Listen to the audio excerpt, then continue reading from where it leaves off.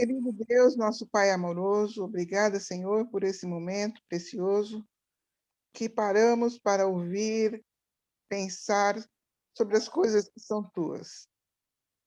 Dá, Senhor, que possamos entender e trazer para nosso tempo, para nossa época, lições práticas para a nossa vida. Obrigado pelo Edivaldo, que dedica esse tempo a nos ensinar, e a esse grupo. Eu agradeço, peço as bênçãos em nome de Jesus. Amém. Amém. Então tá bom, Edivaldo, contigo aí agora, então, tá? Então tá bem. Eu quero inicialmente cumprimentar cada uma, né, nessa manhã de domingo. E a nossa lição é a lição número 22. O título da lição é O Levita e a Concubina. Superar a violência, né? Então, nós vamos trabalhar o capítulo 19 do livro de Juízes. É um livro que compõe um conjunto de outros tantos textos que vão ser denominados de textos históricos que estão no Antigo Testamento, né? O objetivo da lição, então, buscando lá na revista, é relacionar o compromisso com o anúncio do Evangelho e a denúncia das injustiças a partir da reflexão sobre o impacto da violência doméstica. Então, essa lição, ela tem muitos elementos e nós vamos ver a riqueza. No primeiro momento, é um texto que nós vamos nos fundamentar, um texto muito assustador, né? Mas é um texto que, à medida que a gente vai olhando com vagar, com cuidado para ele, nós vamos entendendo a razão desse texto, né? É um texto muito assustador, é verdade. E a partir desse texto que a revista, que essa lição, ela busca o tema para pensar a questão da violência doméstica, né? Então, a gente pode entender que nessa lição fundamentada no capítulo 19 de Juízes, o tema da violência está presente. Nós vamos ver que não existe só a questão aí da violência da mulher, mas também está presente a questão da violência da guerra, né? A lição, ela nos ajuda também a compreendermos e a pensarmos um pouco o contexto que nós estamos, assim, vivendo nesse momento. Bom, eu vou trabalhar da seguinte maneira, eu vou fazer algumas considerações em relação ao texto que nós vamos ler, e depois dessas considerações nós vamos para o texto, né? É um texto longo, mas nós vamos ler o capítulo 19 todo pela beleza que ele porta, apesar do tema difícil, né? Mas a gente vai tentar ir visualizando os aspectos e os elementos que aí estão presentes.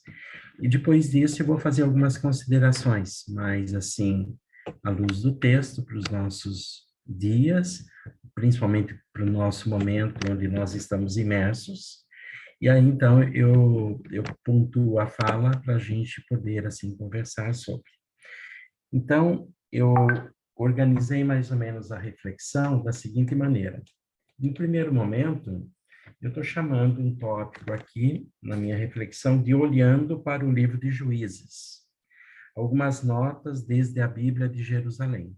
Então, eu vou usar algumas sinalizações aqui do texto e da introdução da Bíblia de Jerusalém, mas nós poderíamos estar cotejando também ao longo dessa semana com a Bíblia de Wesley, no sentido de vendo os comentários que Wesley vai tecendo nesse processo. Em relação ao livro de Juízes, né, esse livro ele compõe um bloco junto com outros livros, que vão ser os livros de Josué, o livro de Ruth, Samuel e Reis, primeiro e segundo Reis. Então, é nesse bloco que o livro de Juízes está presente. Aqui na Bíblia de Jerusalém, nós temos, assim, na introdução, nós temos o seguinte: na Bíblia hebraica, os livros de Josué, dos Juízes, de Samuel e dos Reis são chamados profetas anteriores, em contraposição aos profetas posteriores, né? No caso, Isaías, Jeremias, Ezequiel e os 12 profetas menores. Essa designação, segue o texto, se explica por uma tradição segundo a qual esses livros foram compostos por profetas. No caso, Josué seria o autor do livro, que leva o seu nome, Samuel teria escrito Juízes e Samuel, e Jeremias seria o autor de Reis. Então, provavelmente, dentro dessa tradição, Samuel teria escrito o livro de Juízes. Bom, a escritura desse conjunto de textos, e principalmente o livro de Juízes, emerge para se resolver uma lacuna, né? Uma lacuna histórica que se dá a partir de Josué, do fim da história de Josué. Então, lembre-se, Moisés, Arão e Josué, que estão chegando na Terra Prometida, e o início da monarquia, né, com Saul, Davi e Salomão. Então, há uma lacuna histórica nesse período, né? Então, esse livro, principalmente o de Juízes, ele emerge para preencher esse buraco, para se compreender esse contexto, né? Ou seja, o contexto de chegada do povo de Israel em Canaã, que é a terra prometida, né? E depois como que as 12 tribos, elas vão se misturar com os povos no entorno, né? E vão, assim, se distanciar da aliança estabelecida com Deus, né? E aí vão cultuar outros deuses, né? Vão idolatrar outros deuses a partir de outras culturas. Então, vai ser uma mistura dessas 12 tribos com os povos denominados de povos pagãos do contexto, né? Então, mais adiante, na introdução, o texto diz assim, ó, nesse quadro, a história dos juízes preenchem, sem deixar lacunas, o período decorrido entre a morte de Josué e o começo do ministério de Samuel, né, que vai preparar o advento da monarquia, portanto. Aqui, então, eu acho que é uma consideração histórica que nós precisaríamos, assim, considerar no texto de Juízes. Bom, eu acho que isso posto, nós poderíamos buscar outros elementos assim. Olhando agora, então, um pouco para esse contexto, né, do livro de Juízes. Então, nós poderíamos dizer assim, que o livro de Juízes narra os acontecimentos que se dão na terra de Canaã. Então, esse é o cenário geográfico e é o cenário cultural, né? Horizonte esse prometido por Deus enquanto terra prometida, ou seja, o povo de Israel já se encontra na terra prometida, na terra onde corre o leite e mel, né? Aqui se dá os conflitos territoriais entre os filhos de Jacó, que é Israel, e os cananeus. Então, as 12 tribos, né, que saem de Jacó, né, as 12 tribos de Israel, estão em tensão com os cananeus e, ao mesmo tempo, estão assumindo valores culturais desse povo. E é nesse contexto, então, que se dá a história que nós vamos, então, agora começar a considerar alguns elementos dela, né, para depois a gente poder ler o texto na sua inteireza. A história, ela tem alguns personagens que a revista vai apresentando, né? A revista apresenta a concubina, o levita, o efraimita, a filha virgem e os benjamitas, né? A própria revista, na página 133, ela faz uma descrição desses personagens, que aqui eu vou tentar fazer uma breve síntese de cada um, né? Para depois a gente ir para a leitura do texto. Então, a história narrada, ela dá-se mais ou menos assim, né? Eu vou, assim, levantar alguns pontos, agora, para a gente olhar para o interior dessa história. Então, essa história narrada, ela tem um levita, né? que ele é da terra de Efraim, uma das tribos de Israel. Esse levita, ele vai em busca de sua concubina, né? Ele sai de um lugar, né? E vai na casa do sogro, para onde essa concubina volta. Ela volta para a casa de seu pai, né? Tanto o levita quanto a concubina, eles não têm nome aqui, né? Então, um levita que vai em busca de sua concubina e volta para a sua terra, que é Efraim. Quando nós pensamos aqui a ideia da concubina, essa realidade, nós temos que considerar que nós temos que entender que estamos falando de um povo que se dá dentro de uma cultura poligâmica e onde a concubina, ela constitui, junto com outros personagens, aquilo que nós poderíamos chamar na cultura oriental da estrutura do harém. O harém, ele faz parte da estrutura do povo do Oriente. E o harém é um espaço grande, né? Onde ali não estão só as concubinas, mas estão os eunucos, estão os escravos, são todos aqueles que servem, em certo sentido, um senhor, né? Ou um sultão, no caso aqui o levita. Então, o levita, provavelmente, ele tem a sua esposa, ele tem outras concubinas, e isso vai ser uma prática muito comum, né? Nós vamos encontrar isso em Abraão, nós vamos encontrar isso presente nos personagens, nos vários personagens do Antigo Testamento. Então, essa estrutura da mulher concubina, ela é da estrutura social de uma cultura patriarcal e de uma cultura poligâmica, né? Se nós não entendermos esses elementos constitutivos dessa cultura, né, a gente não pega a grandeza do sentido que o texto porta. Bom, no meio do caminho, veja, o levita, ele vai na casa do sogro, o sogro o recepciona por quase uma semana, né? Segura ele por quase uma semana antes dele voltar para Efraim, né?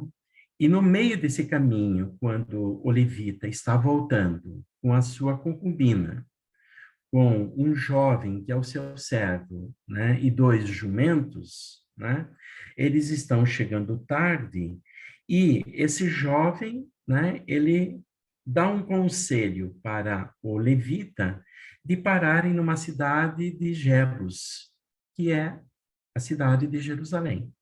E esse levita, ele diz, não vamos parar ali, porque nós não vamos ser bem recebidos, né? Então, eles vão para uma cidade mais além, chamada Gibeá. A Bíblia de Jerusalém vai chamar essa cidade de Gibeá de Gabaá, né? Então, nós vamos encontrar diferenciações nesses nomes. Essa cidade, Gibeá ou Gabaá, é a cidade de uma outra tribo de Israel, que é a cidade de Benjamim. Então, aqui está, no cenário, 2 tribos em relação à cidade, que é a tribo de Efraim, de onde vem o levita, e a cidade de Gibeá, ou Gabaá, aonde para o levita, com a concubina, com o jovem servo e os animais, os 2 animais, né? Eles param aí. Eles entram na cidade, e o texto vai descrevendo, depois a gente vai visualizando nas notas, que numa cidade há sempre uma praça central, né, para que aqueles estrangeiros que ali chegam, aqueles visitantes que ali chegam, possam ser recebidos. Então, aqui há uma prática da hospitalidade que nós vamos encontrar. Se a gente olha, né, na história de Abraão, na relação de Abraão e Lot, nós vamos ver a questão da hospitalidade. Abraão vê ao longe 3 jovens chegando, que são anjos. Abraão e Sara hospedam esse anjo. Lot também vai ser em Sodoma e Gomorra, vai hospedar os anjos. Vejam, essa história que nós estamos aqui vendo em Juízes, ela é uma retomada da história, em certo sentido, de Abraão e de Lot, o sobrinho de Abraão, né? Que eles se separam nas suas caravanas, né? Porque a terra não dá para esses dois grupos. Lembrem-se dessa história lá atrás. E a ideia, então, é a ideia aqui da hospitalidade. Então, vejam, o pai da concubina hospeda por quase uma semana, né, o levita, né? E depois, na cidade, né, em Gabá ou Gibeá, não há ninguém até então que vem para hospedar, né, o levita, a sua concubina, o jovem servo e os animais. Mas nesse contexto, já no final do dia, aparece um velho, né, também efraimita, da tribo de Efraim. Ele está no trabalho e vem para a cidade. E ele encontra esse grupo na praça e diz assim: ó, venham vocês para minha casa, porque ali há alimentação para vocês, há forragem para os animais e vocês não precisam dormir ao relento. Então, a lógica da hospitalidade, ela está presente nessa dinâmica, né? Quer dizer, se a gente não compreende essa dimensão da hospitalidade, nós não vamos entender o sentido do que está em curso aqui. Por quê? Porque hospedar um forasteiro, né, é hospedar fundamentalmente Deus. Essa é a ideia. Deus está personificado na figura do hospedeiro, daquele que vai ser hospedado, portanto. Bom, então o velho, ele hospeda esse grupo todo para sua casa. Só que os forasteiros dessa cidade, pessoas maldosas, ficam sabendo que ali há um grupo.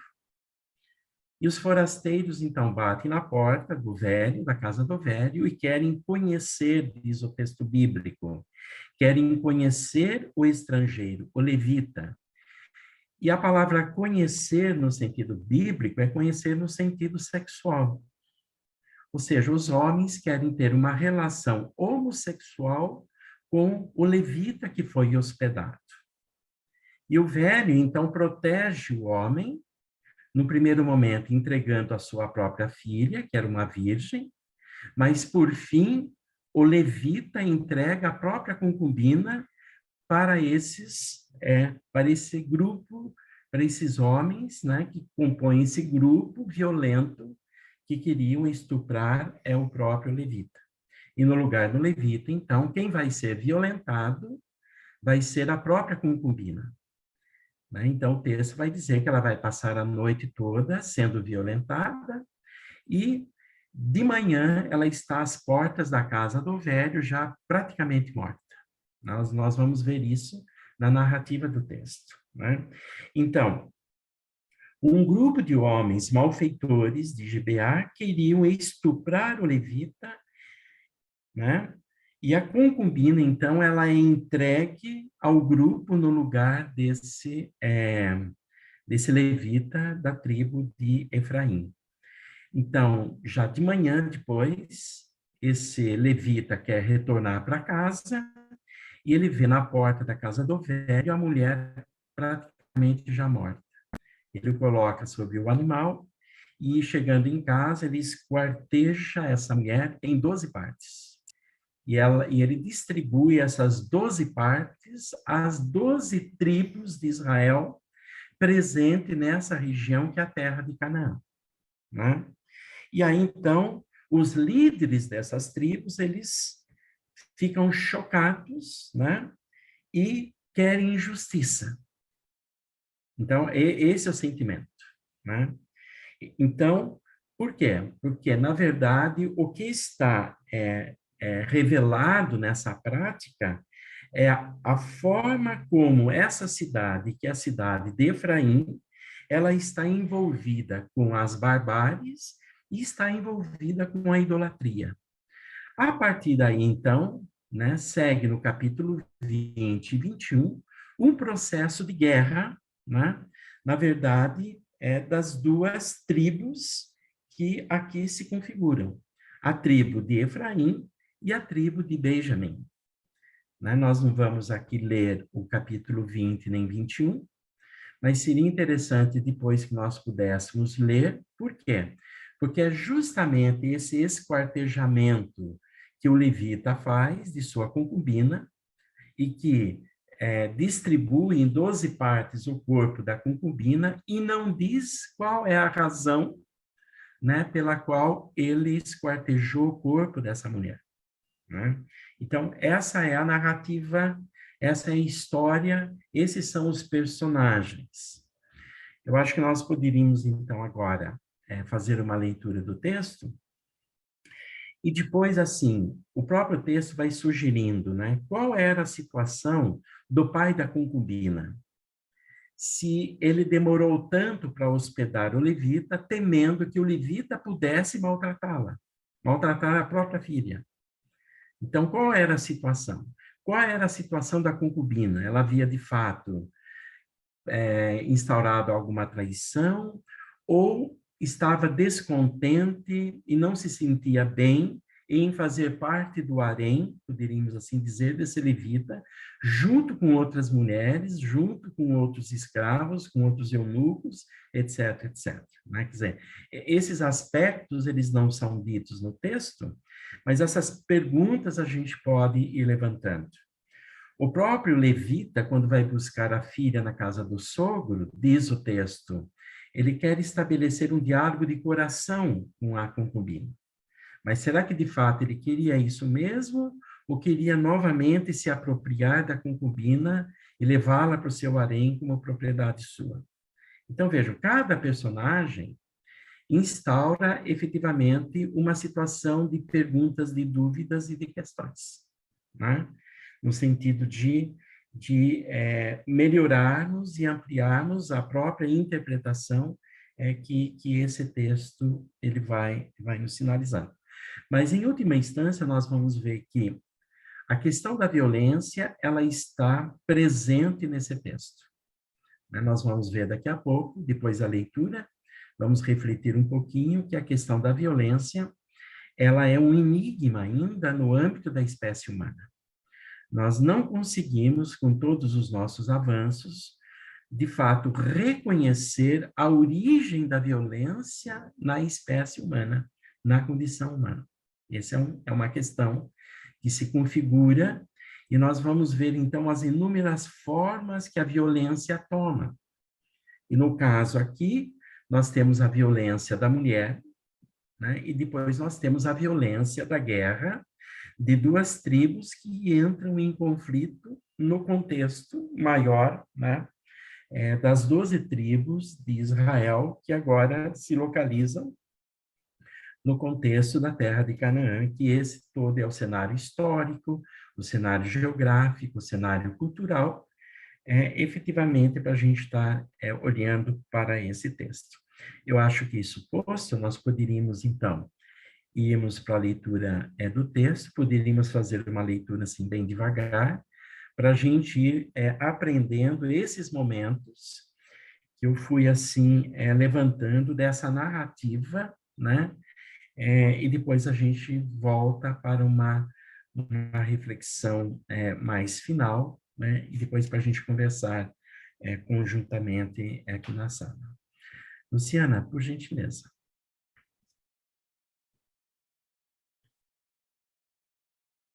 Seria interessante a gente ver no início do capítulo 19 um outro elemento, que vai ser o fim também do livro de Juízes, que começa assim: aconteceu também naqueles dias em que não havia rei em Israel.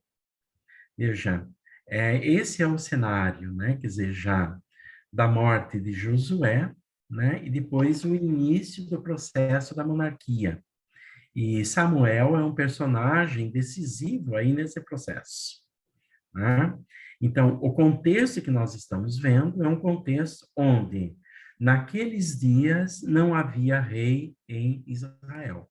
Ou seja, cada tribo fazia a sua própria lei, o seu próprio movimento, o seu próprio processo, né? Enfim, acho que nós podemos, a partir daí, então, ir à leitura. Eu posso ler, então? Ok.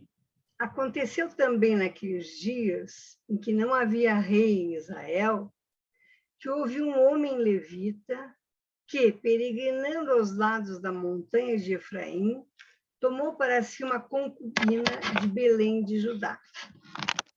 E a sua concubina adulterou contra ele, e deixando-o, foi para a casa de seu pai, em Belém de Judá, e esteve ali alguns dias, a saber, 4 meses. E seu marido se levantou e foi atrás dela, para lhe falar conforme ao seu coração, e para tornar a trazê-la. E o seu moço e um par de jumentos iam com ele. E ela o levou à casa de seu pai, e vendo o pai da moça, alegrou-se ao encontrar-se com ele. E seu sogro, o pai da moça, o deteve e ficou com ele 3 dias. E comeram e beberam e passaram ali a noite. E sucedeu que ao 4º dia, pela manhã, de madrugada, ele levantou-se para partir.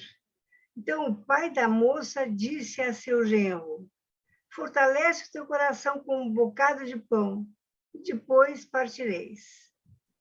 Assentaram-se, pois, e comeram ambos juntos, e beberam. E disse o pai da moça ao homem: peço-te que ainda esta noite queiras passá-la aqui, e alegre-se o teu coração. Porém, o homem levantou-se para partir, mas seu sogro o constrangeu a passar ali a noite. E madrugando ao 5º dia pela manhã para partir, disse o pai da moça: ora, conforta o teu coração. E detiveram-se até já declinar o dia, e ambos juntos comeram. Então o homem levantou-se para partir, ele e a sua concubina e o seu moço, e disse-lhe seu sogro, o pai da moça: eis que já o dia declina e a tarde já vem chegando. Peço-te que aqui passes a noite, eis que o dia já vai acabando. Passa aqui a noite e quero que o teu coração se alegre. E amanhã de madrugada, levanta-te a caminhar e irás para a tua tenda. Porém, o homem não quis ali passar a noite, mas levantou-se e partiu. E chegou até defronte de Jebus, que é Jerusalém, e com ele o par de jumentos albardados, como também a sua concubina. Estando, pois, já perto de Jebus, e tendo-se já disciplinado ali muito dia, disse o moço a seu senhor: vamos agora, e retiremo-nos a essa cidade dos jebuseus, e passemos ali a noite. Porém, disse-lhe o seu senhor: não nos retiraremos a nenhuma cidade estranha que não seja dos filhos de Israel, mas iremos até Gibeá. Disse mais o seu moço: vamos e cheguemos a um daqueles lugares e passemos a noite em Gibeá ou em Ramá. Passaram, pois, adiante e caminharam, e o sol se lhes pôs junto a Gibeá, que é a cidade de Benjamim. E retiraram-se para lá para passarem a noite em Gibeá. E entrando ele, assentou-se na praça da cidade, porque não houve quem os recolhesse em casa para lhe passarem a noite. E eis que um velho homem vinha à tarde do seu trabalho do campo, e era este homem da montanha de Efraim, mas peregrinava em Gibeá. Eram, porém, os homens deste lugar filhos de Benjamim. Levantando ele, pois, os olhos, viu a este viajante na praça da cidade, e disse o ancião: para onde vais? De onde vens? E ele lhe disse: viajamos de Belém de Judá até aos lados da montanha de Efraim, de onde sou, porquanto fui a Belém de Judá, porém agora vou à casa do Senhor, e ninguém há que me recolha em casa. Todavia temos palha e pasto para os nossos jumentos, e também pão e vinho há para mim e para a tua serva, e para o moço que vem com os teus servos, de coisa nenhuma há falta. Então disse o ancião: paz seja contigo. Tudo quanto te faltar, fique ao meu cargo. Tão somente não passes a noite na praça. E levou-o à sua cidade, e deu pasto aos jumentos. E lavando-se os pés, comeram e beberam. Estando eles alegrando o seu coração, eis que os homens daquela cidade, homens que eram filhos de Belial, cercaram a casa, batendo a porta, e falaram ao ancião, senhor da casa, dizendo: tira para fora o homem que entrou em tua casa, para que o conheçamos. E o homem, dono da casa, saiu a eles e disse-lhes: não, irmãos meus, ora, não façais semelhante mal. Já que este homem entrou em minha casa, não façais tal loucura. E eis que minha filha virgem, a concubina dele, vou-las tirarei fora. Humilhai-as a elas, e fazei delas o que parecer bem aos vossos olhos. Porém, a este homem não façais essa loucura. Porém, aqueles homens não o quiseram ouvir. Então, aquele homem pegou de sua concubina e lhe atirou para fora. E eles a conheceram e abusaram dela toda a noite, até pela manhã, e subindo a alva, a deixaram. E ao romper da manhã, veio a mulher, e caiu à porta da casa daquele homem onde estava seu senhor, e ficou ali até que se fez claro. E levantando-se seu senhor pela manhã, e abrindo as portas da casa, e saindo a seguir o seu caminho, eis que a mulher, sua concubina, jazia à porta da casa, com as suas mãos sobre o limiar. E ele lhes disse: levanta-te e vamos-nos. Porém, ela não respondeu. Então, levantando-se o homem, a pôs sobre o jumento e foi para o seu lugar. Chegando, pois, à sua casa, tomou um cutelo e pegou na sua concubina e a despedaçou com seus ossos em 12 partes e enviou-as por todos os termos de Israel. E sucedeu que cada um que via aquilo dizia: nunca tal coisa se fez, nem se viu desde o dia em que os filhos de Israel subiram da terra do Egito, até o dia de hoje. Ponderai isto, considerai e falai. Muito bem. Obrigado, Rosa. Então, eu acho que o texto, ele vai se desvelando agora para nós, por mais pesado e difícil que seja o texto, mas a gente vai conseguindo localizar esse texto no seu contexto, e há uma possível interpretação de que essa narrativa ela foi feita aí, dentro desse contexto, onde as tribos de Israel se misturam, na verdade agora, com os cananeus, retomando aquela experiência de Lot em Sodoma e Gomorra, né, que recebe os anjos, e ali as pessoas queriam invadir a casa de Lot.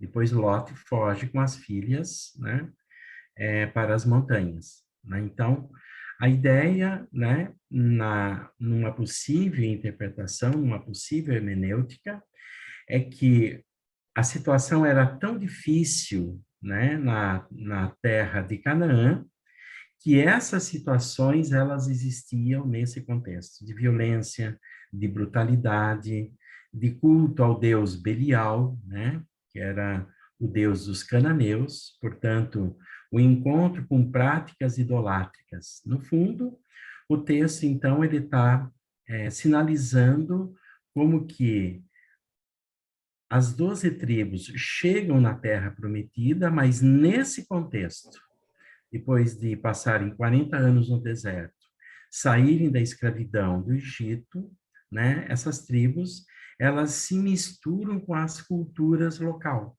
fundamentalmente com toda a cultura presentes dos povos ali que compõem a terra de Canaã. Acho que esse é um transfundo que é fundamental para a gente poder olhar para o texto.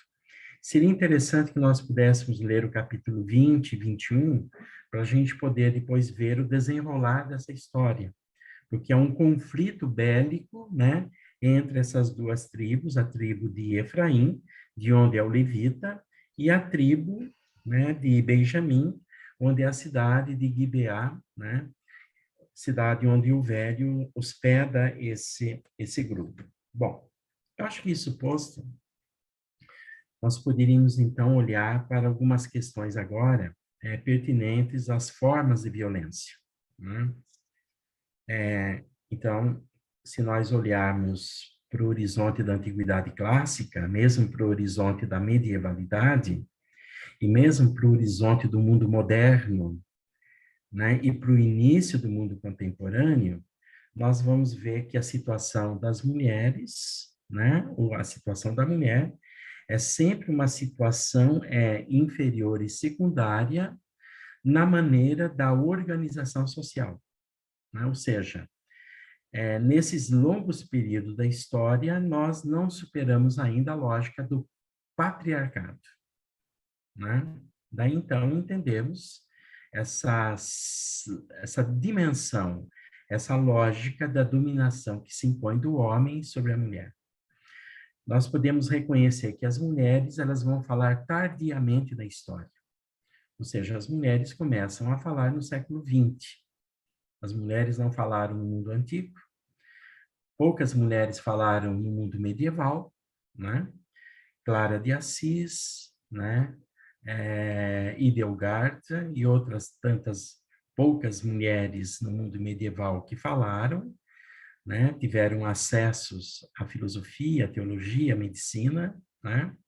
No mundo moderno também a mesma situação, e no mundo contemporâneo as mulheres vão começar a falar, né? E vão começar a tomar um outro cenário e a construir uma outra história. Então, nós estamos hoje num momento onde as mulheres falam e vão tomando e estão conquistando seus espaços.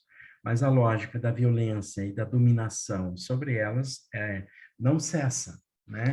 Nós estamos longe ainda de vencermos essa situação. A revista, em relação à situação da concubina, vai dizer assim, no final da página 133. No seu percurso até a morte, a concubina passou por 3 casas, que é a casa, né, do levita, a casa do pai e a casa do velho, né? Por 3 casas, e nenhuma lhe foi segura. Hoje, muitas mulheres experimentam essa mesma realidade, né? Isso é uma passagem que está na revista, fazendo o aceno nessa questão. Nós poderíamos dizer assim que, ao longo da história humana até agora, 3 pessoas ouviram as mulheres, né? Provavelmente. Uma primeira pessoa vai ser Jesus. Jesus é aquele que vai ouvir cuidadosamente e atentamente as mulheres.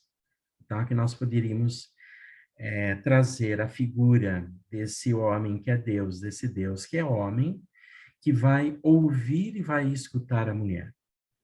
Depois, na Idade Média, nós vamos encontrar o sultão, que, querendo matar Sherazade, né, vai ouvir Sherazade nas suas inúmeras histórias, nas 1001 histórias, né, que ela vai contar justamente como estratégia para não morrer. Então, ela não concluía suas histórias. E o sultão, então, ele sempre quer seguir ouvindo a história e a estratégia que Sherazade tem, né? Isso é da literatura, da narrativa do povo muçulmano, né? Que também é um povo semita, né? E depois, no século XIX, nós vamos encontrar um outro homem que vai ouvir atentamente e cuidadosamente a mulher, que é Freud. Freud ouviu a mulher. Então, nós podemos dizer que a psicanálise, enquanto a clínica da escuta, nasce da escuta da mulher. Freud vai ouvir a mulher. Então, para a gente fazer menção, pelo menos, a 3 figuras importantes que, ao longo da história, vão ter a capacidade de ouvir o outro, no caso a mulher, na sua diferença, né? E isso faz toda a diferença. Jesus é aquele que ouviu a mulher, e não só ouviu a mulher, como ele ouve as crianças, ele ouve os pobres, os doentes, os leprosos, os surdos, os mudos, etc, etc, etc, as viúvas, e assim por diante. A gente tem visto isso nas nossas aulas, né? O sultão que ouve Sherazade, Freud, que vai ouvir a mulher. Ele ouve uma mulher do século XIX, que é a mulher histérica, né? Quer dizer, é a doença do século XIX. Né? A histeria, ela é um sintoma do século XIX. Essa mulher do século XIX é a mulher que está em casa cuidando do marido, enquanto o marido, ele frequenta os bordéis. O bordel é uma imagem do século XIX. Essa é a estrutura. Então, se a gente assistir um filme chamado Freud para além da alma, esse filme vai nos ajudar a entender muito bem esse processo da situação da mulher no século XIX. E Freud está ouvindo, então, essa mulher insatisfeita que está em casa. Hoje, a situação da mulher não é mais a mulher do século XIX. Essa mulher que tem o sintoma da histeria, né? Mas é uma mulher que hoje ela vai subvertendo essas lógicas patriarcais que ainda se mantêm de uma forma hierárquica nesse modelo capitalista que perdura há mais de 500 anos. O capitalismo ele é patriarcal ainda, né? Então, vencer o capitalismo implica que nós teremos que vencer também uma sociedade patriarcal. Um novo horizonte social, um novo horizonte histórico para a humanidade implica em estarmos para além do capitalismo e para além do patriarcado. Isso é aquilo que está no horizonte enquanto possibilidade. Então, os movimentos das mulheres hoje vão desmontando e desconstruindo essa lógica patriarcal, né, de que nós, homens, somos vítimas e também reproduzimos nas nossas relações com as mulheres, nas nossas relações de violência, essa lógica e essa dinâmica, né? Bom, eu acho que isso posto, eu gostaria, assim, de tentar mostrar, então, algumas formas de violência. Eu estava lendo o jornal a Folha de São Paulo, de dia 3 de março, e tem um artigo da Cida Bento, que é conselheira do Centro de Estudos das Relações de Trabalho e Desigualdade, e é assustador o que ela vai descrevendo nesse artigo. Eu vou pegar essa forma mais ampla de violência e fechar depois com a violência do Arthur Doval, né, que vai dizer a frase: ucranianas são fáceis, pois são pobres, né? Por isso que eu mandei aquela charge no grupo. Então, a Cida, ela diz assim, nesse texto de quinta-feira, de 3 de março, o título do artigo é assim: quando o refugiado é branco europeu. Ela diz assim, ó: a cobertura mais racista da Ucrânia na TV News, e isso tudo está entre aspas, porque ela foi aprendendo essas falas, foi denunciada por Alan MacLeod em seu Twitter, reproduzindo falas ou textos como, por exemplo: olhar para eles, a maneira como estão vestidos, são pessoas prósperas de classe média. Não são, obviamente, refugiados tentando fugir do Oriente Médio ou do norte da África. Eles se parecem com qualquer família europeia que moraria do seu lado. Isso não é o Iraque, o Afeganistão. Essa é uma cidade relativamente civilizada, relativamente europeia, diz Charlie da Gata, correspondente da CBS. É muito emocionante para mim porque vejo pessoas europeias com olhos azuis e cabelos loiros sendo mortas, diz o vice-procurador-chefe da Ucrânia, Davi Shekvarelidze, em entrevista à BBC. Elas não são como outras crianças que estamos acostumados a ver sofrendo na TV. Essas crianças são loiras com olhos azuis, e isso é muito importante, ressalta Gui, no canal espanhol La Sexta.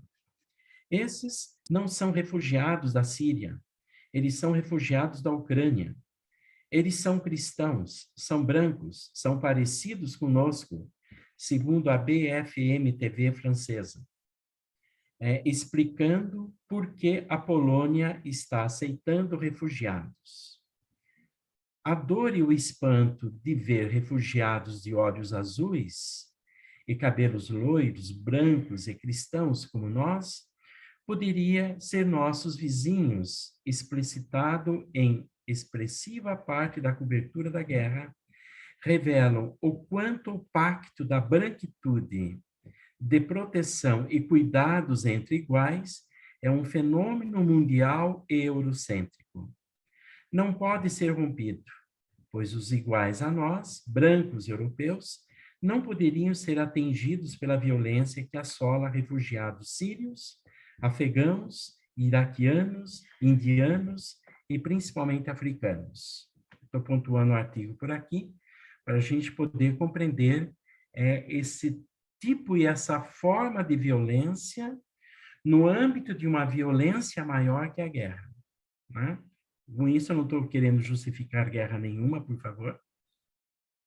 Quer dizer, o ponto de partida é a não aceitação da guerra, porque a guerra ela é barbárie, ela é destruição, ela é produção dessas vítimas todas, mas como que nesse contexto, e a gente tem presenciado esse cenário, onde negros, africanos, eles vão sendo deixados de lado nos momentos de embarque nos trens para o refúgio das cidades em conflitos na própria Ucrânia.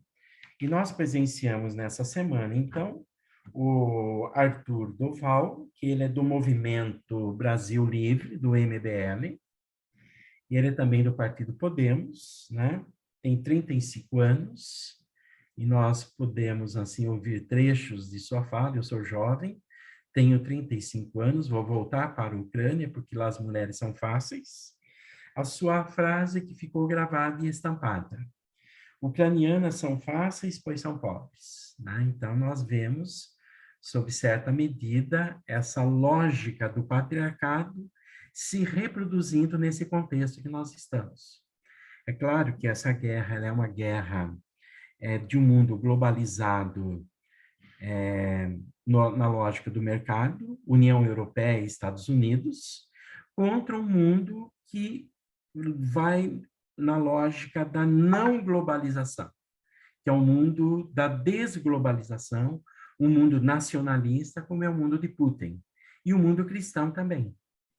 Por isso que eu mandei em algum momento no nosso grupo os fundamentos filosóficos que justificam, né, a postura de um Donald Trump, a postura de um Bolsonaro, e dos filhos de Bolsonaro que viajam para a Rússia também.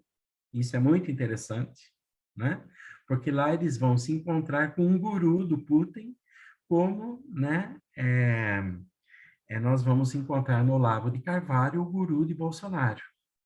Então, Steve Bannon, Olavo de Carvalho e Dugin são os grandes gurus desses personagens que se movem numa lógica nacionalista, né? Poderíamos dizer também sexista, machista, né?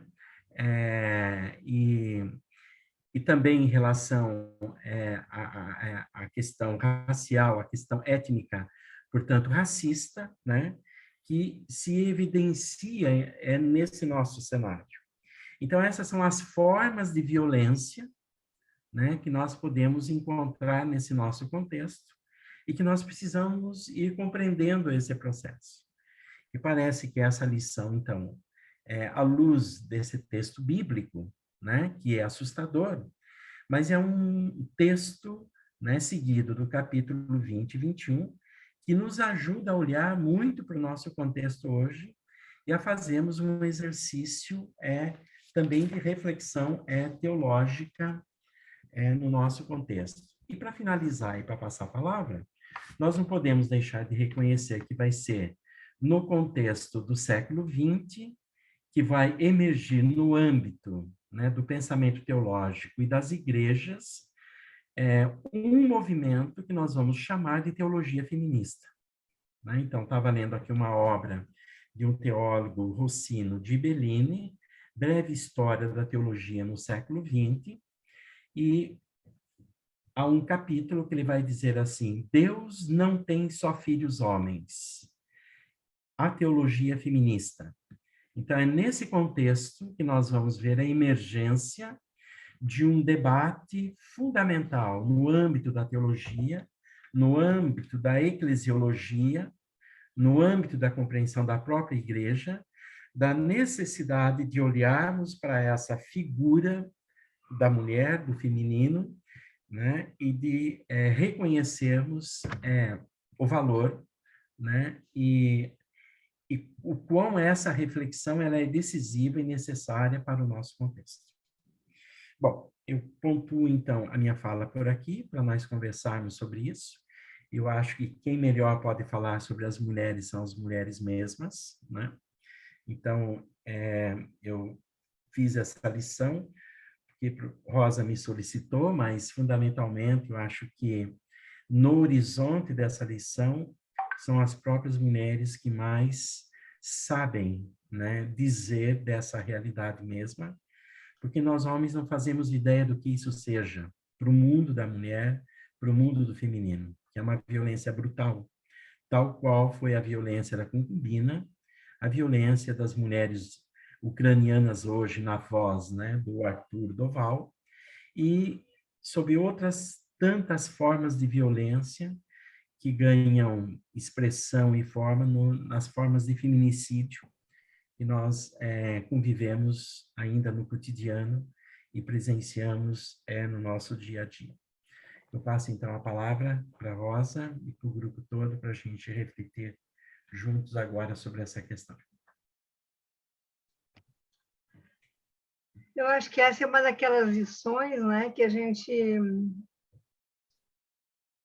contempla, olha, né, e fica um pouco sem palavras, porque com a exposição do Edivaldo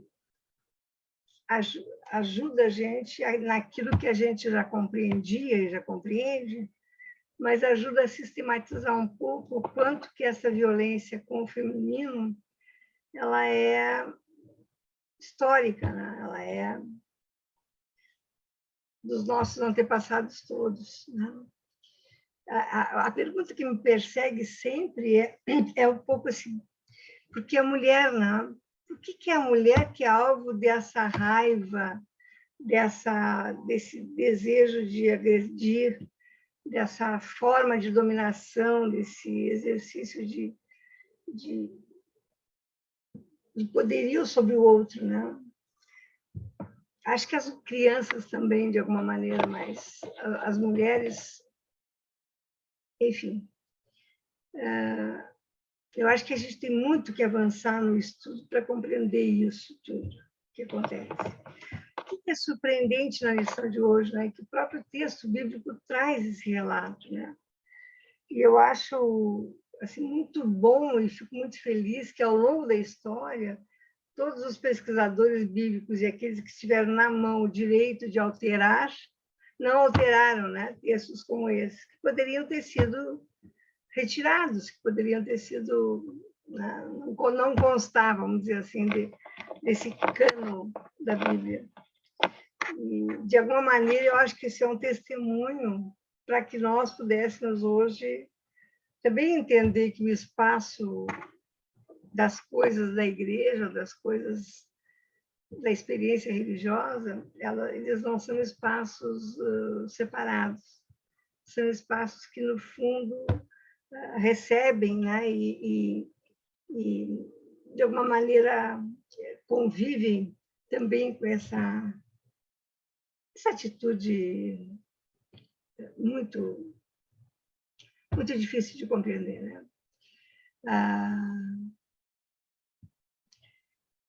Eu acho que a gente tem que abrir a palavra e, como o Edivaldo disse, ninguém melhor que as mulheres, né, para falarem sobre isso. O que não significa dizer que os homens não possam falar. Porque os homens têm filhos, têm irmãs, né, vieram de mães, nasceram de mulheres. No fundo, o problema é de todos nós, né?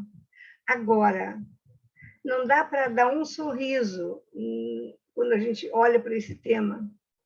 Porque, assim, hoje, 2021, pleno tempo, né, de absoluta modernidade, de absoluta desenvolvimento da ciência, a gente ainda tem armas nucleares, ou melhor, a gente constrói armas nucleares que podem dizimar o outro de uma hora para outra, com rapidez e com muito sofrimento. E a gente ainda mantém as atitudes, né, que agridem as mulheres, as formas mais perversas, as formas mais difíceis. Eu acho que o Edivaldo é muito feliz quando ele diz só as mulheres são capazes de dizer o que significa mesmo agressão contra a mulher, né? O tapa, a quebradura, o estupro, essa invasão do corpo do outro, né? E assim, o abuso absoluto do desrespeito com a vontade do outro, da outra, né, para falar em nome das mulheres. Isso me pega muito, eu preciso dizer para vocês que esse tema é um tema que me pega muito. Eu tenho muita dificuldade de olhar para esse tema, porque eu acho que é um tema que é brutal.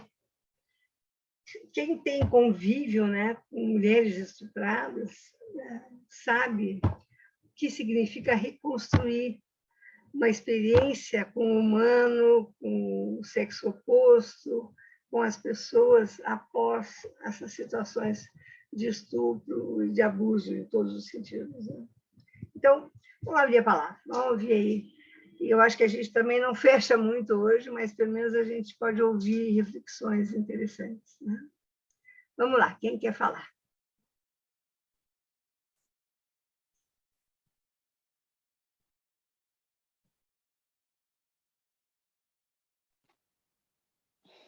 Fale, Bonete. Essa lição deixa a gente mesmo sem palavras, sem fala, não sei, porque a coisa é tão brutal. Eu quero agradecer o Edivaldo, porque ele realmente abordou de uma forma bastante esclarecedora, né? Esclarecedora no sentido de que isso a gente não vive só hoje, que infelizmente essa coisa vem de muito longe, mas assim, em pensar que hoje a gente consegue, pelo menos, a grande maioria das mulheres consegue pelo menos gritar, pelo menos falar, pelo menos expor. Pelo menos a sociedade hoje vê como uma violência, né? Que a gente sabe que em vários momentos da história aí isso não era nem conversado, né? E assim, e saber também que muitos homens já têm essa consciência, já consegue entender, consegue se indignar com uma coisa como esse deputado, como uma coisa como esse Bolsonaro. Eu sinceramente, hoje, eu não consigo entender como que uma mulher, principalmente uma mulher, escolhe para ser o representante de uma nação um cara que diz que não estupra uma mulher porque ela não merece. Você imagina as mulheres que esse cara julgou que merecesse. Sei lá se não sai por aí algumas histórias de um monstro como esse. Esse cara é um monstro. E ele está lá representando a nação, me representando, é um monstro. Realmente, esse assunto dói muito em nós mulheres, né? Em nós mulheres. O Edivaldo tem razão, só a gente consegue expor, né? Mas tá, vou deixar para os outros também, porque realmente a gente chora juntos, vamos chorar juntos.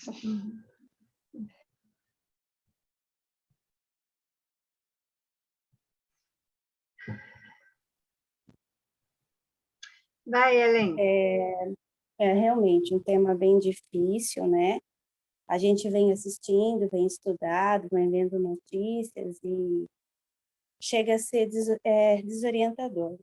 Mas o que o professor Edivaldo traz e propõe para a gente é a gente puxar algumas raízes. E quando a gente está falando a questão do capitalismo, é doído, mas né? Traz um monte de respostas para a gente, a questão do capitalismo em si, do consumismo também nos aflige muito. E ontem eu assisti a comemoração do Dia Mundial de Oração, e em determinado momento ali, vindo de um pastor, e a frase que eu deixo aqui para nós, né? Nós, homens, temos muito que aprender com as mulheres. Louva a Deus pela vida desses homens, né? E de todos os outros que têm essa percepção, essa mente. Existe uma filósofa, a Marcia Tiburi, eu li um livro dela e ela vai falar sobre isso, da questão do feminismo, não do feminismo sozinho, mas juntos, homens e mulheres, entendendo a real importância de cada um deles, né? Não é uma luta sozinha, é uma luta de todos. Então, ouvir essa frase foi muito importante ontem, né? Esse reconhecimento que nós somos merecedoras, sim, da mesma forma que a gente também olha para os homens e aprende muita coisa com eles. Obrigada, Ellen. É isso aí mesmo. A Vera está fazendo um carinho na Luciana lá. Querida. Vamos lá, quem mais? Ivada, Lucas, André.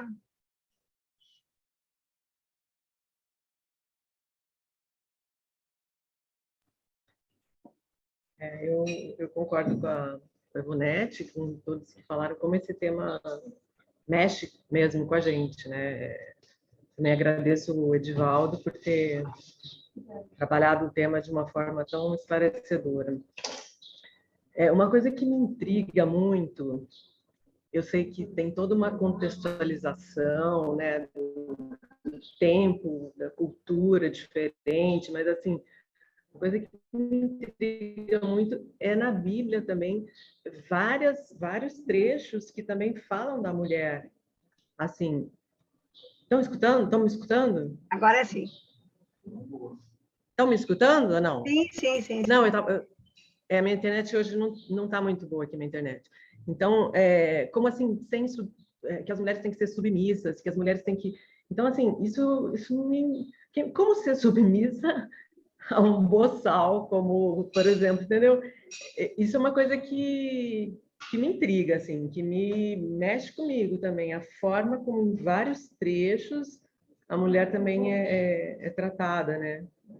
Entendo que tem a contextualização, mas assim, mexe comigo também isso. Eu acho que aqui tu tem uma chave de leitura para entender por que a gente está tão banalizado, o termo evangélico está tão banalizado hoje em dia, porque quando a gente olha para isso na Bíblia, então, esse contexto tem que ser estudado, tem que ser explicado, tem que ser entendido e tem que ser trazido para uma nova realidade. Isso só se faz com muito estudo, né? Então, a formação dos pastores, dos padres, dos teólogos, isso é fundamental, senão tu sai dizendo bobagem, repetindo asneira por aí. E o que a gente vê nos últimos anos, aqui no Brasil em especial, mas não só no Brasil, é essa banalização da formação do líder, vamos dizer assim, daquele que é o, entre aspas, o tradutor, né, disso para o povo, para as pessoas. E aí tu vê a leitura e a pregação do texto bíblico tal como ele vem, né? Na sua pobreza, se ele não for entendido no seu contexto, né? Daí mistura tudo e a gente vê esse monte de bobagem que tem por aí.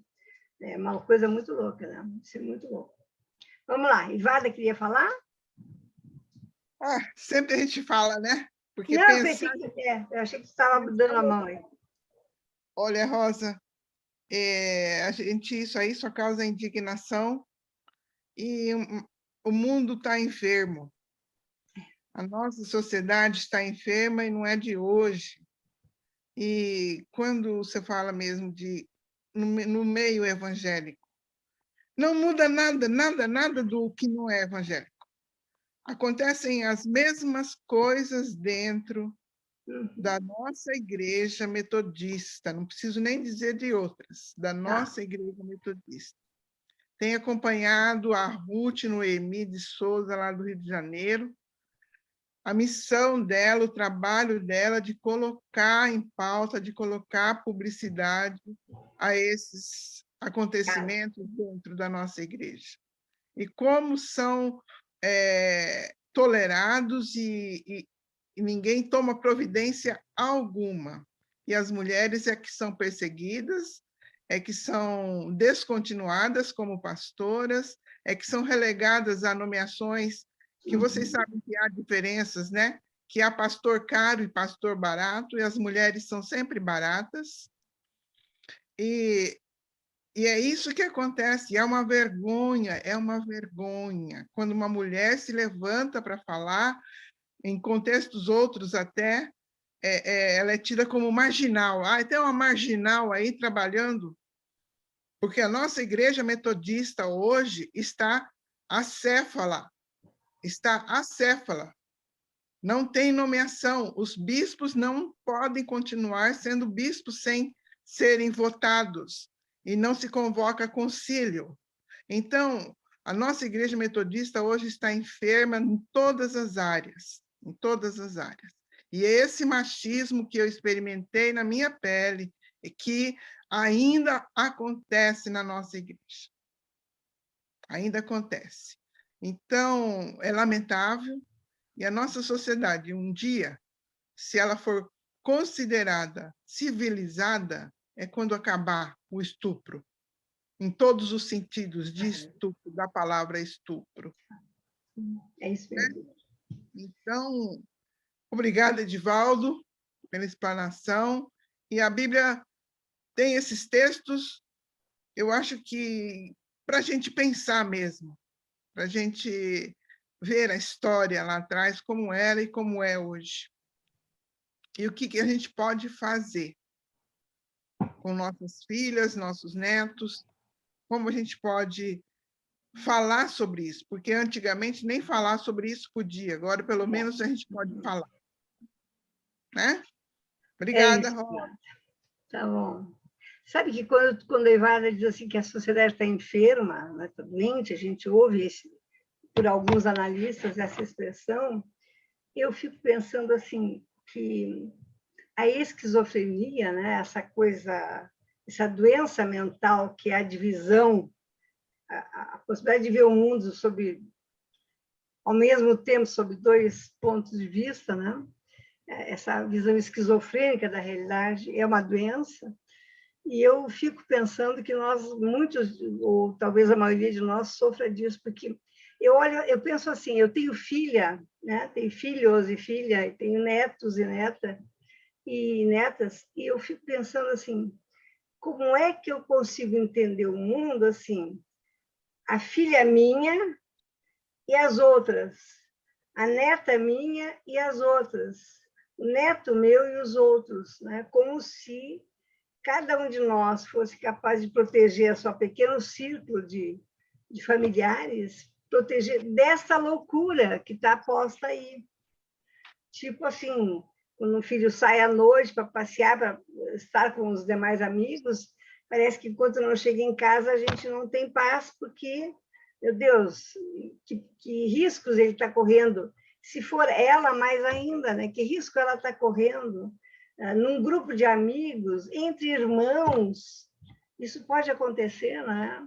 Está provado estatisticamente que o pior lugar em termos de segurança para uma mulher hoje é o próprio lar, porque é o marido que estupra, é o cunhado, é o pai, é o filho, é o irmão. Então, meu Deus do céu, que loucura é essa, né? Então, eu fico com a tua frase de que estamos numa sociedade enferma, e eu acho que tem nome essa doença, né? É essa visão esquizofrênica da realidade, em que a gente, então, para a filha do outro pode, para a minha filha não pode. A minha eu protejo, e a do outro pode sofrer tudo isso, esses insultos todos, né? Porque, no fundo, é uma sociedade que insulta a mulher todos os dias, né? É um insulto permanente. Quer dizer, a mulher põe o filho no mundo, ela contribui, se não fosse a mulher para isso, o mundo acabava, porque não tínhamos de onde tirar pessoas, né? Grosseiramente falando isso. E a visão que se tem dela é que ela é uma coisa, porque mulher é uma coisa que a gente pode usar, jogar fora, a gente pode trocar, que a gente avisa para os outros, como esse moço fez, olha, lá é fácil, elas são pobres lá, levando qualquer coisa, a gente resolve, né? Como a gente enfrenta no Brasil, isso desce até o nível das crianças, a gente sabe dos abusos infantis, por um sanduíche, por um McDonald's, por uma Coca-Cola, porque são crianças famintas, né? Crianças que fazem sem sentir o menor, nem medo, nem dor, nem nada, é fome, né? Que é o determinante. Então, isso é uma loucura. Enfim, devolvo para o Edivaldo para ver se ele quer dizer alguma coisa. E parabenizo a coragem de um homem apresentar o tema. Eu confesso, Edivaldo, para ti, que quando eu te chamei, eu não tinha olhado a temática da lição. Mas eu convidaria igual, mas eu só quero te dizer que eu não tinha me dado conta que a edição ia para esse lado. Eu não tinha lido ainda a edição, né? Li depois. Para encerrar. Para mim tá bom, eu agradeço também a reflexão dessa lição. Era já uma passagem que já tinha lido já várias vezes, mas agora ela veio com uma outra atenção, enfim. Realmente é um tema assim que não é simples, né? Acho que nós temos que enfrentar juntos. Acho que essa relação homem-mulher, ela tem que vir juntos, né? Quer dizer, é uma dimensão relacional.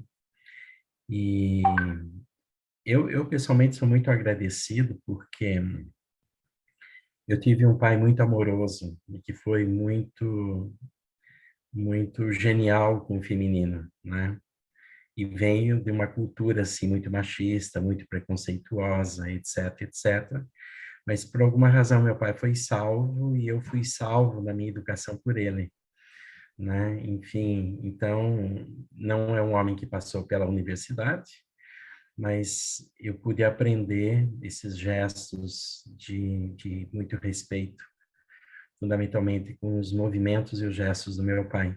Então ele sempre me vem assim com uma figura assim muito espetacular para mim nesse sentido, né? Porque ele sempre foi um tio muito querido na família pela docilidade que ele tinha com as pessoas, né? No trato das pessoas, no trato da própria mãe também e assim por diante.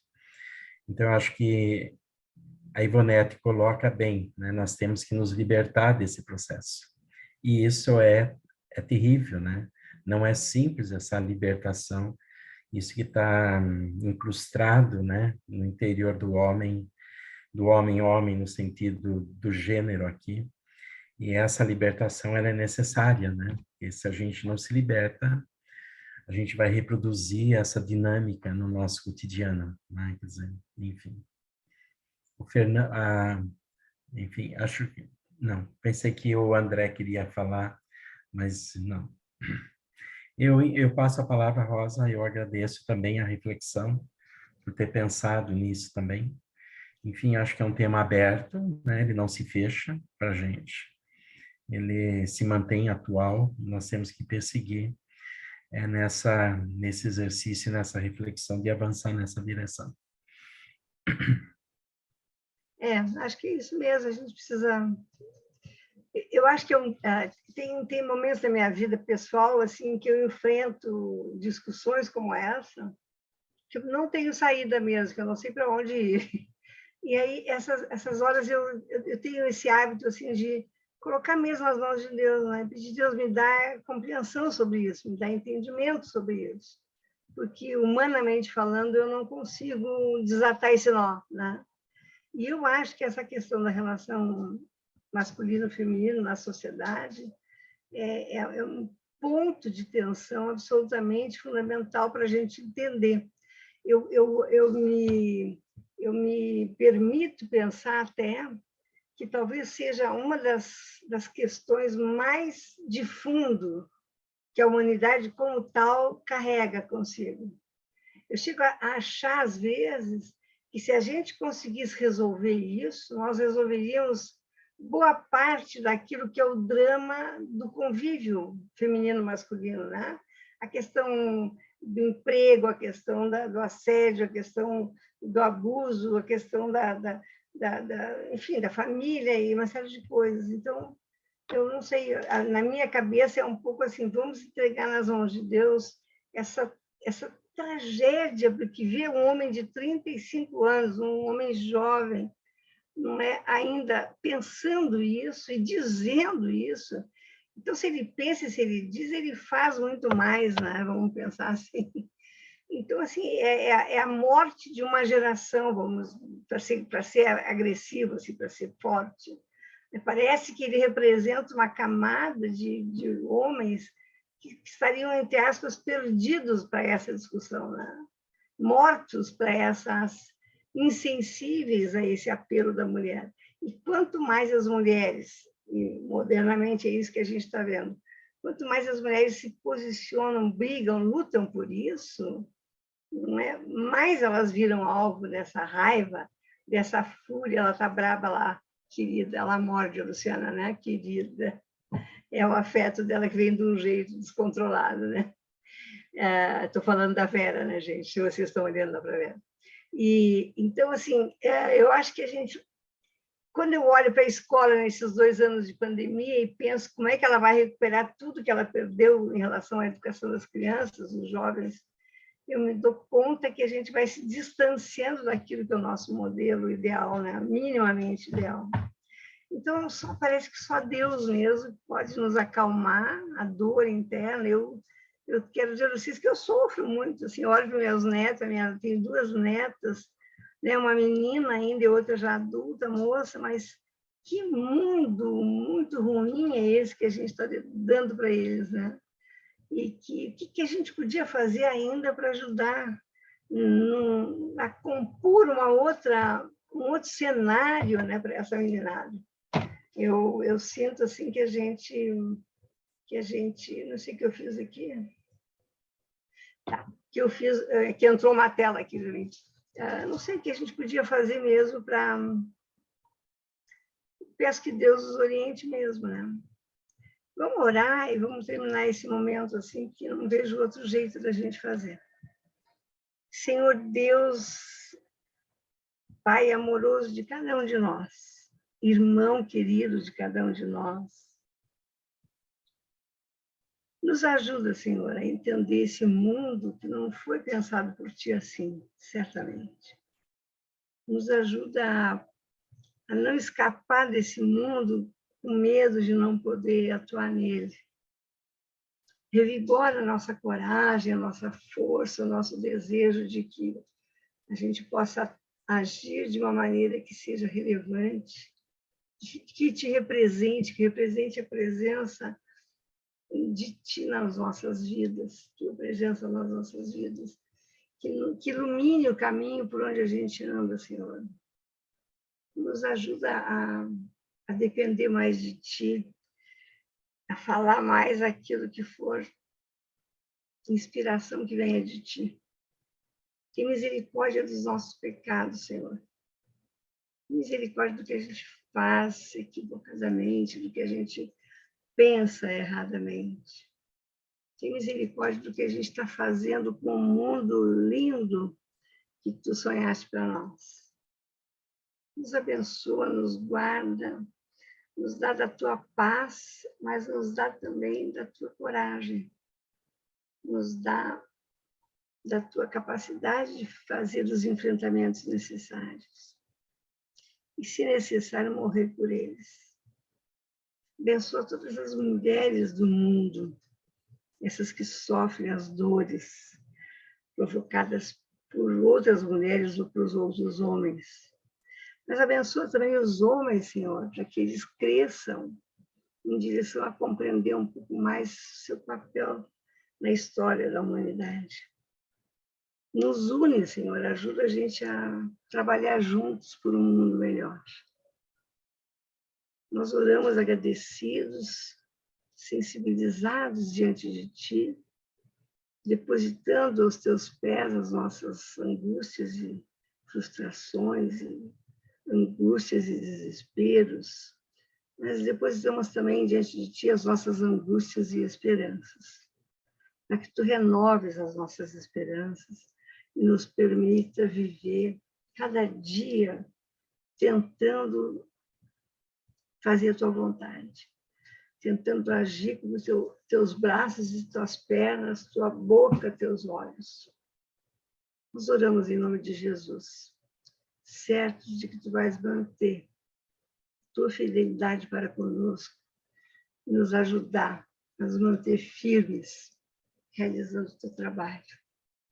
Nos revigora, Senhor, mas antes de tudo nos perdoa. Nós oramos em nome de Jesus. Amém.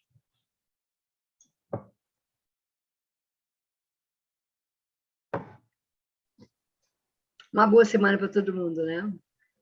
Deus nos abençoe e nos guarde. Amém. Obrigada, Rosa. Amém. Um beijo para todo mundo. Ana, Bem, obrigada. boa semana. Tchau. Beijo. Obrigada de novo, Edivaldo. De nada, Rosa.